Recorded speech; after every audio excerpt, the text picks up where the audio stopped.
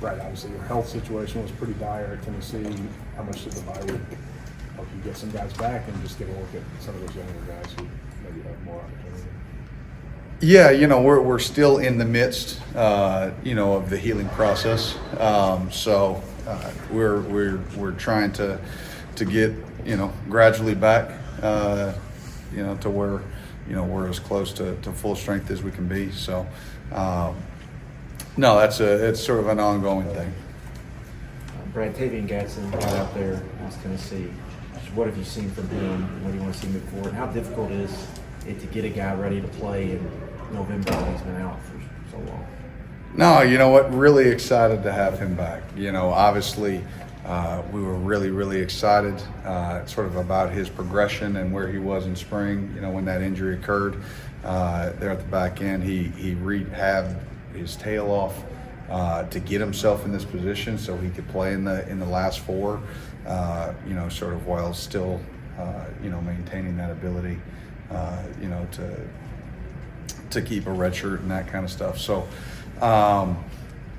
no, just really, really proud of his work and his effort, and then to go in and put in good quality, meaningful snaps. He's a guy that is only going to get better with snaps in game time, and and we have to continue to be smart. I mean, anytime you're dealing with a young man that's coming off a knee injury, you can't push it too hard.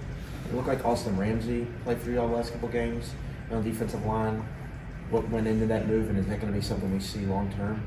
Yeah, that's another one that he's a big body that can move. He fits the profile of what we look for in nose guards, and he's got big, heavy hands. He's hard to move. Obviously trying to make that transition sort of late in the season. We wanted to see what he could do, and see if he could do that. And he flashed and did some things that made us feel confident that that's a move that he can make. And so, again, another guy that hopefully we can continue to find a way to get some snaps here down the stretch that he can build some confidence, But there's a lot to it, and to make that kind of sort of quick transition, you got to make sure not to put too much, on a young man like that. What would you say maybe is the key defensively to close out these next 3 games? We have to continue to just, obviously execution. Everybody's going to say it's about execution. We understand that. Football's, especially defensively, it's about tackling. You got to be a great tackling football team. We got to run around. We've got to strain. We got to fit our run gaps correctly. Obviously the explosives this year have been way too high, at least the number of them. So we've played well in spurts, but we've got to play consistent, and it starts Saturday. Brad, I asked Mark on Monday, but just Saturday being an opportunity for some refreshment, right? To walk off the field with the win, get in the locker room happy, fans happy. Is that an opportunity Saturday to just kind of turn the vibes around a little bit after not picking up a win in a little while? Yeah, obviously we got to go out and we got to perform. This is not a deal where you just roll the ball out and then you feel great. You got to take pride in performance, and there are times that we've won a ball game that you feel terrible because you didn't particularly play well. There's times that you never feel good after a loss, but there's times that you can take pride in the performance that you put out. Sometimes the ball doesn't bounce, or whatever the case is. It's not moral victories, it's not that, but there is a pride in performance, level to it. And the key focus this week for us is we got to take pride in our performance. Everybody that's on that field next needs to take pride in the performance and the standard that we've set. So from the first snap to the last, I want to see guys straining, finishing, pinning ball carriers to the ground. I don't want it sloppy. I want it high energy in execution, at a high level.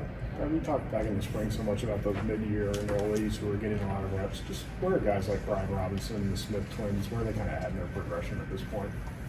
Yeah, everybody's progression is different. So, whether it's a mid-year enrollee, whether it's a June enrollee, I think,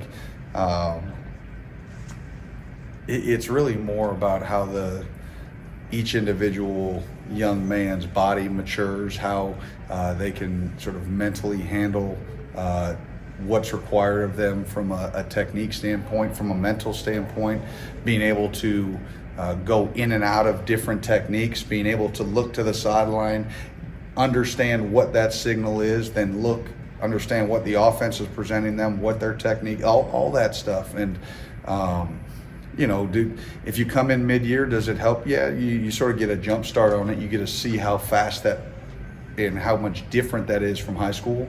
But I still think everybody's different. Like, we've had guys that come in June and they pick it up like that. We've had mid-years that it still takes time. So, you know, I don't think it's anything about necessarily mid-year versus June. I think it's just each individual player. Everybody else? Everybody good? All right. Thank you. Thank you, Mike.